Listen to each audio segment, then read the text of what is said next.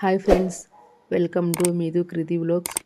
ఈరోజు వీడియో వచ్చేసి pepper rice. అంటే పిల్లలకి జలుబు దగ్గు అలా ఉన్నా కూడా ఈ రైస్ తినడం వల్ల కొద్దిగా బెటర్గా ఉంటుంది. చాలా బాగుంటుంది టేస్ట్ కూడా. ఈ పెప్పర్ రైస్కి ఏమేమి ఐటమ్స్ కావాలనేది చెప్తాను ఇప్పుడు. మిరియాలు 1/2 టీ స్పూన్ తీసుకోవాలి. ఎండుమిరపకాయలు అయితే తీసుకోవాలి, డిపెండ్స్ ఆన్ కారము. జీలకర్ర 1/2 teaspoon, oil 1 tablespoon, ghee 2 table స్పూన్లు, వెల్లుల్లి 3, సాల్ట్ యాజ్ పర్ టేస్ట్, కరివేపాకు కొద్దిగా, జీడిపప్పు 5, ఆనియన్ 1 మీడియము తీసుకోవాలి, పొడవుగా కట్ చేసుకోవాలి. టమాటా 1 స్మాల్గా కట్ చేసుకోవాలి. Boiled rice 100 grams. చాలా ఈజీగా అన్నీ మన ఇంట్లో ఉన్న దానితోనే మనం తయారు చేసుకోవచ్చు. కొన్ని సందర్భాల్లో మన ఇంట్లో వెజిటేబుల్స్ ఏమి ఉండవు కదా, సో ఇలా ఈజీగా మనము అప్పుడప్పుడు చేసుకొని పిల్లలకు పెట్టేయడం వల్ల దగ్గు జలుబు అలా ఉన్నా కూడా కంట్రోల్ అవుతుంది.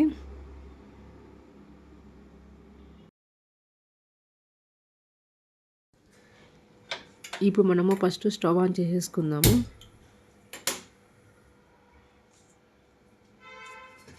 స్టవ్ ఆన్ చేసుకొని ఆయిల్ వేసుకోవాలి. 1/2 టీ స్పూన్ వేసుకుంటే సరిపోతుంది.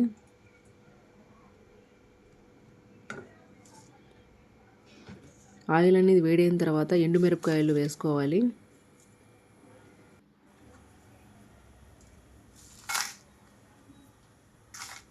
అది లైట్గా వేయించుకోవాలి ఎండుమిరపకాయలను.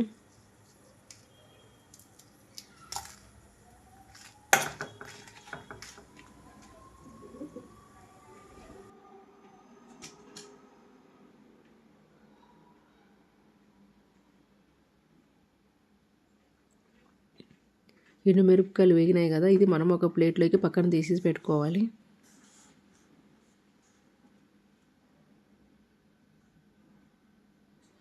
అదే ప్యాన్లో ఆయిల్ ఉంది కదండి, దీనిలో మనము మిరియాలు, జీలకర్ర వేసుకోవాలి.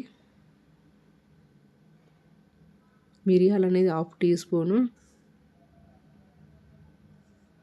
జీలకర్ర అనేది 1/2 టీ స్పూను,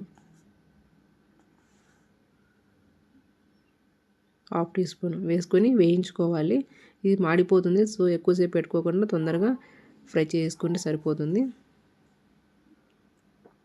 ఇప్పుడు మనం మిక్సీ జార్లోకి జీలకర్ర, మిరియాలు, ఎండుమిరపకాయలు ఈ 3 చల్లగిన తర్వాత మిక్సీ పట్టుకోవాలి, పౌడర్ లాగా చేసుకోవాలి.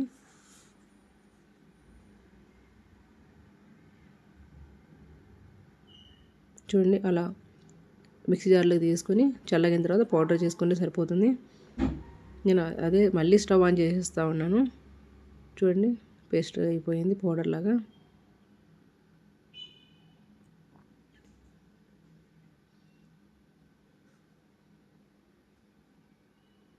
నేను స్టవ్ ఆన్ చేసేసుకొని ఆల్రెడీ ఆయిల్ ఉంది కదా, సో గీ కూడా వేస్తూ ఉన్నాను.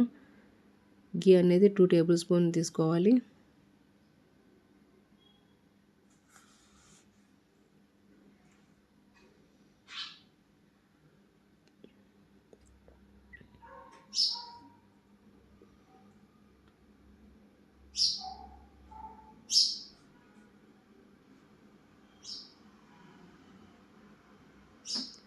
ఇది ఆయిల్, గీ అనేది వేడైన తర్వాత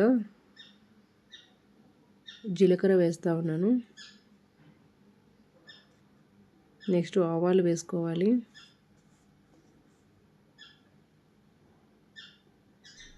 తర్వాత కరివేపాకు వేస్తూ ఉన్నాను. తర్వాత జీడిపప్పు వేసి ఫ్రై చేసుకోవాలి. అలాగనే వేసుకోవచ్చు, జీడిపప్పును లేకుండా చిన్న చిన్నగా కట్ చేసుకొని వేసుకోవచ్చు.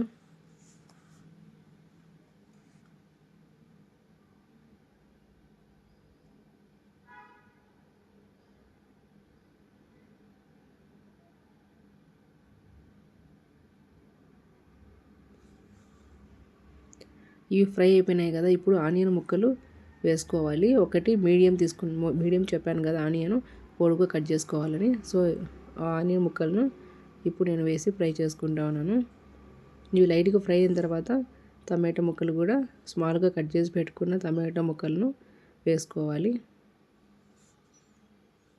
టమాటో ముక్కలు ఏంటంటే విత్తనాలు అనేది రిమూవ్ చేయాలండి. రిమూవ్ చేయడం వల్ల చాలా బాగుంటుంది టేస్ట్ కూడా.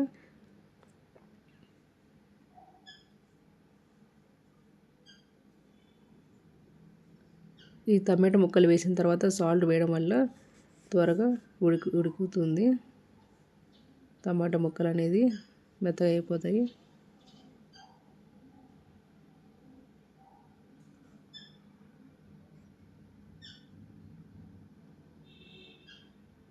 నేను సాల్ట్ వేస్తున్నాను.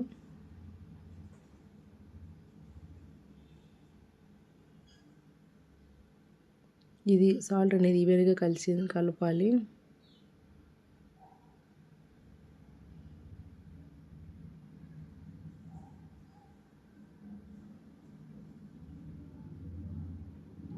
ఇది ఫ్రై అయిన తర్వాత మనం ఆల్రెడీ ఉడికించి పెట్టుకున్నాం కదా అన్నం వేసేసుకోవాలి.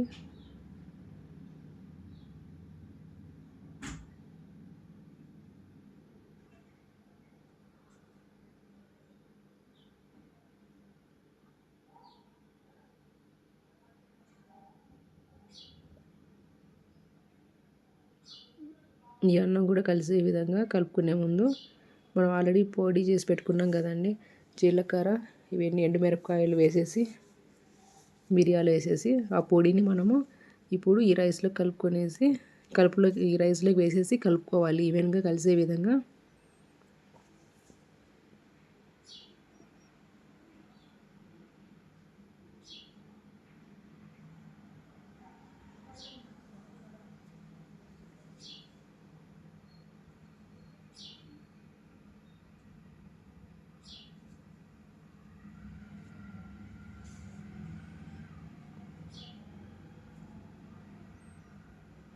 ఇలా కలుపుకున్న తర్వాత నేను లెమన్ జ్యూస్ 2 టేబుల్ స్పూన్ వేస్తున్నాను. మన ఇష్టం అది. కొద్దిగా స్పైసీగా కొద్దిగా పుల్లగా చాలా బాగుంటుంది కదా అని చెప్పేసి నేను లెమన్ జ్యూస్ 2 టేబుల్ స్పూన్ వేస్తున్నాను. అది ఆప్షనల్, మన ఇష్టం అది. నేనైతే కనుక ఇంటిగ్రేషన్స్లో దానిలో చెప్పలేదు లెమన్ యూజ్ చేయాలనేది, కానీ ఇక్కడ యూజ్ చేస్తా ఉన్నాను. మీ ఇష్టం, అది ఆప్షనల్ అది, కానీ చాలా బాగుంటుంది. ఇది లెమన్ జ్యూస్ వేసిన తర్వాత హై ఫ్లేమ్లో 2 మినిట్స్ కలుపుకోవాలి. అన్నం అనేది పెప్పర్ రైస్కి ముందే మనము చేసి పెట్టుకోవాలి. అన్నం అనేది చల్లగైన తర్వాతనే మనం ఈ విధంగా చేసుకోవాలి. చాలా బాగుంటుంది, టేస్టీ కూడా ఉంటుంది. మీరు కూడా ఒకసారి ట్రై చేయండి. Thank you for watching my videos. Video నచ్చితే లైక్ చేయండి, షేర్ చేయండి, సబ్స్క్రైబ్ చేసుకోండి. పక్కన ఉన్న బటన్ క్లిక్ చేయండి. మీకు ఎప్పుడు అప్లోడ్ చేసిన నోటిఫికేషన్ వస్తుంది.